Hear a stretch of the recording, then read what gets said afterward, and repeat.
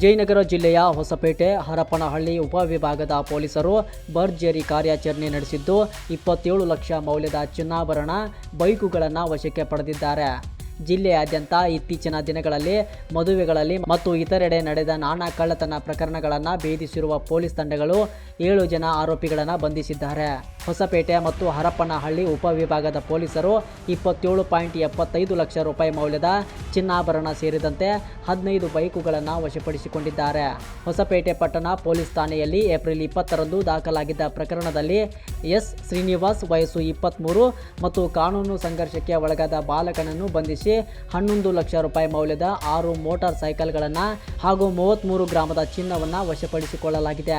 Harapanahalli police ಠಾಣೆಯಲ್ಲಿ February 7ರಂದು ತರವಾಳು ಕಲ್ಯಾಣ ಮಂಟಪದಲ್ಲಿ ನಡೆದ ಕಳ್ಳತನ ಪ್ರಕರಣದಲ್ಲಿ ಮಧ್ಯಪ್ರದೇಶದ ವಾಕರ್ ಅಹಮದ್ ಶೇಖ್ ವಯಸ್ಸು 36 ಮತ್ತು ದಾವಣಗೆರೆಯ ಬಾಷಾ ಅಲಿಯಾಸ್ ಮುಜಾವರ್ ಜಾಫರ್ ವಯಸ್ಸು 23 ಎಂಬುವರನ್ನು ಬಂಧಿಸಿ 3.50 ಲಕ್ಷ ರೂಪಾಯಿ ಮೌಲ್ಯದ ಚಿನ್ನಾಭರಣಗಳನ್ನು ಜಪ್ತಿ ಮಾಡಲಾಗಿದೆ.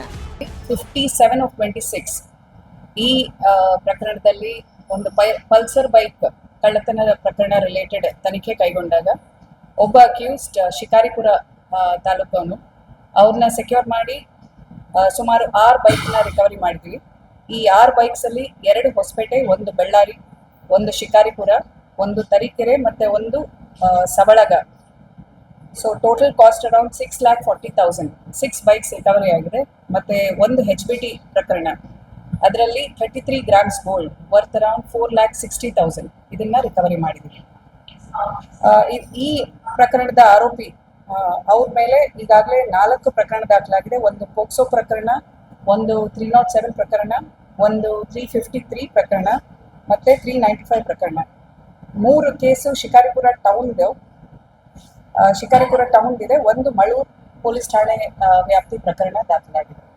ಸೊ ಇದು ಟೋಟಲ್ ಇಷ್ಟು ಪ್ರಕರಣಗಳ ಪತ್ತೆ ಕಾರ್ಯದಲ್ಲಿ gold ornaments worth around 165 grams costing 16,40,000 ಮತ್ತೆ 15 ಬೈಕ್ ರಿಕವರಿ ಮಾಡಿದ್ದೀವಿ ಕಾಸ್ಟಿಂಗ್ ಅರೌಂಡ್ 11,15,000.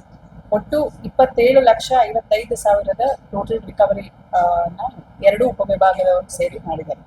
ಸೊ ಈ ಎಲ್ಲ ಪ್ರಕರಣಗಳಲ್ಲಿ ಪತ್ತೆ ಕಾರ್ಯ ನಿರ್ವಹಿಸಿದ ಎಲ್ಲ ತಂಡದವರಿಗೆ ನಾವು ಪ್ರಶಂಸಿಸುತ್ತಾ ಅವ್ರಿಗೆ we have declared reward for them.